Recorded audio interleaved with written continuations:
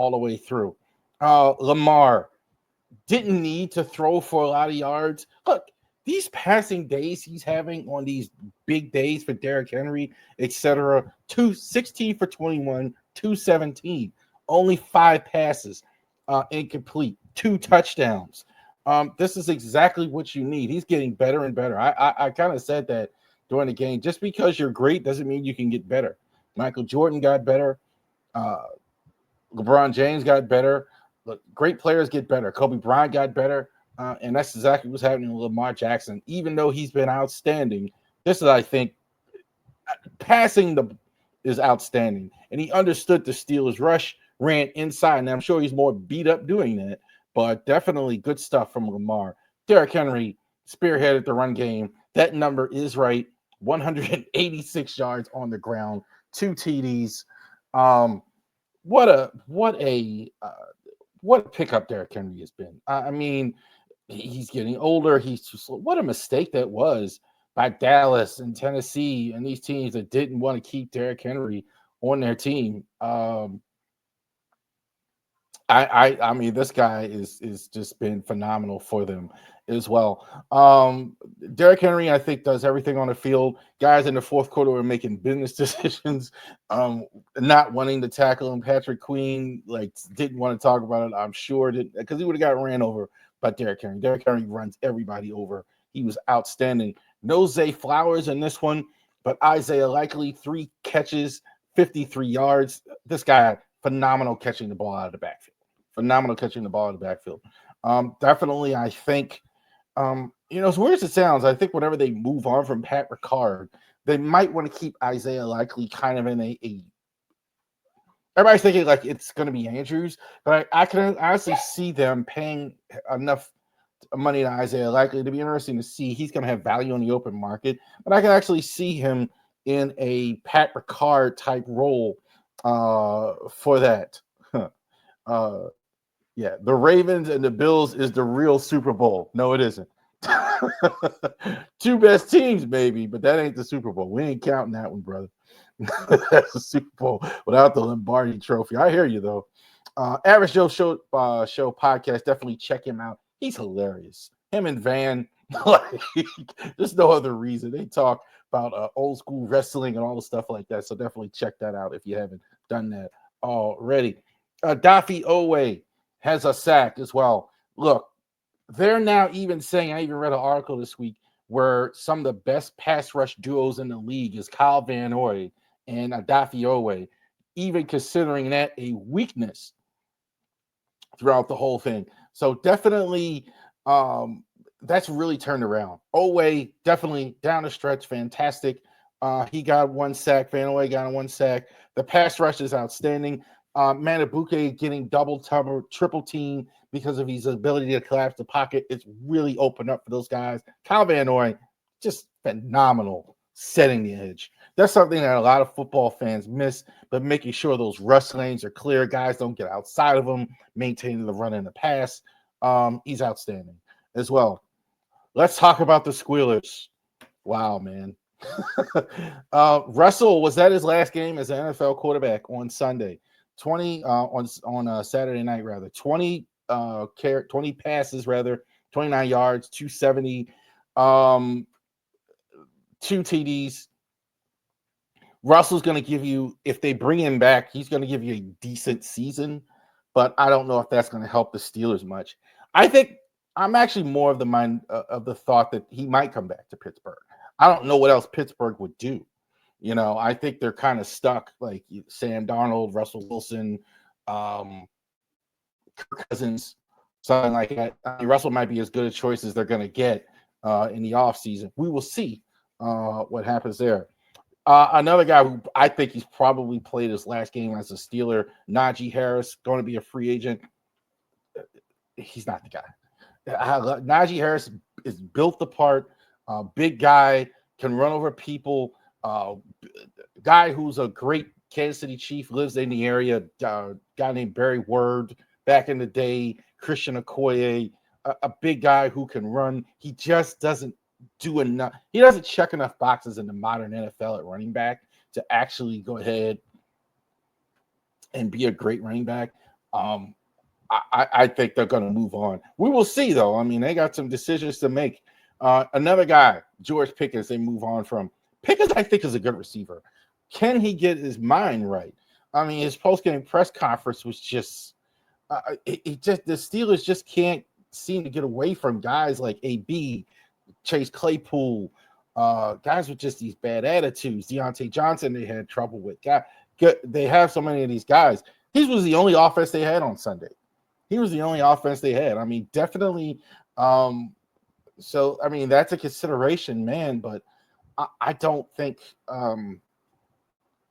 you can't have guys just railing on the coach, railing on the offensive coordinator, and stuff like that. So that's the thing. Alex Highsmith did get a sack. TJ Watt did not.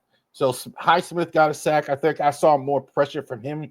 The Ravens strategically, though, in my opinion, they kind of stayed away from those guys. They kind of stayed away from the outside and inside pass rush as well. So I think that was a thing that they were doing. I would say as well, they did. Roger Rogo especially, good job holding up on TJ Watt in this game. The Steelers are supposed to have a good defense. They really faded down the stretch. I thought their defense was good early in the year, but I mean, Derrick Henry, what was it, 299 on the ground? That was just incredible, the way the Ravens run game as well. Look, it's not like you didn't know if you're Pittsburgh. You had no Zay Flowers, so you knew what the game plan was going to be. They were going to run Derrick Henry. It is very tough to stop Derrick Henry. Ravens going on to the next round. We're going to get to that. I'm going to talk a little bit about the Squealers here as well. Couple things. The Steelers swagger is gone. I almost don't even like saying that. But I'm not even talking about the coaching and that stuff, but the fan base. I did the conversation with Adam, did the chats with like they all sounded like Adam. When I had a guy at my church, Steeler fan, every week comes with a Steeler jersey, seeing me, the Ravens guy. You guys got it, man. I like the fan base of the Steelers is really, really, really, really down. So they've been out 6 straight years, one and done, or not hitting in the playoffs. I think they could have had 6 straight one and dones. So I understand that as well. The other thing I think Steeler fans are wrong about is Tomlin. There's a lot of people that believe that Tomlin's not going to get fired in any circumstances. I don't believe that one either. They fire him. We just saw it in New England. 22 years with Bill Belichick, and now 2 straight years, the Crafts are good ahead, and they fired their coach in the offseason because they weren't winning. So I don't think they've had a reason to do it.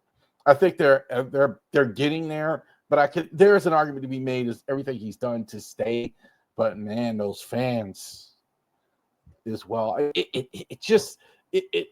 almost feel bad for the Squeal fans because this isn't a Ravens Steelers game. The closeness, the physicality, the hitting, etc. This was way too easy. Steelers gone in the offseason because we got business here in the divisional round. The Ravens going against the Bills. You just heard Average Joe talk about this is the real Super Bowl. This is the 2 guys. One of them for sure is going to be the MVP of the National Football League. Look at the records: 13-5 for the Ravens, 14-4 if you include playoffs for the Buffalo Bills. It is going to be cold in Buffalo. Cold. Buffalo, I think, is one of the coldest places. If you've never been to Buffalo, you go there in the summer and you need your coat on at night. Like I was there in the middle of August and it was 40 degrees. Like in the high some of the years, it's going to be 8 degrees at kickoff. Apparently, they're saying under 10. No snow, but very cold. So this is January football we're going to have. Lamar, can he shed the label of being bad in the playoffs? Great from start to finish in the last game, I thought. So can he go into Buffalo and win? You're probably going to have to go into Buffalo. You're definitely going into Buffalo. You're probably going to have to go into Kansas City and actually take it away unless there's an upset. Interesting to see how Lamar does from start to finish. I think they're going to stick to the game plan, Derrick Henry. They stop the run. Very small-ish, as good as they are linebackers, they're definitely going to run the ball. I think Derrick Henry is going to be as much a part of the game plan if the Ravens can hold the Lombardi Trophy. Almost 1,000 yards running, 1,900, 16 TDs, had 2 last week. Derrick Henry is so much a part of the game plan and what they're going to do. Zay Flowers, we still don't know. He didn't practice today. Harbaugh in the presser earlier this week was saying he doesn't necessarily have to practice to play. So I think this might go all the way up until game time to see if Zay Flowers can go. Mark Andrews, I thought, was terrific. All down the stretch, fantastic. That was what he did in the season. 11 TDs, 673 yards, 55 receptions. Good stuff by him. Roquan was fantastic all season as well. They're definitely going to need him against a very good Bills run game, quarterback and running back, similar to Baltimore. Physical runners, both the running back and the quarterback. Who is the QB? Josh Allen. What a year he's had. Josh Allen, I think was it 28 or 38 touchdowns with Josh Allen. But Josh Allen, I think one of the elite quarterbacks in the NFL. He's one of the best. I've been very impressed with Josh Allen this year.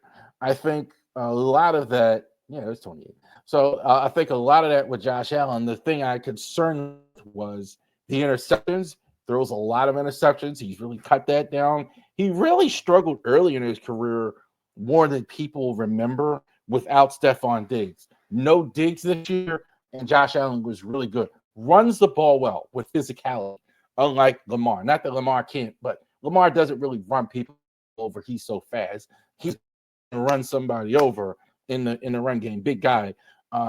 Josh Allen, fantastic. 2 best quarterbacks, I think, this season in the NFL, without the question. You could throw Joe Burrow in there. I think these 2 guys are at the top of the food chain this season. James Cook, over 1,000 yards, 16 touchdowns. Cook, I think, physical running back as well.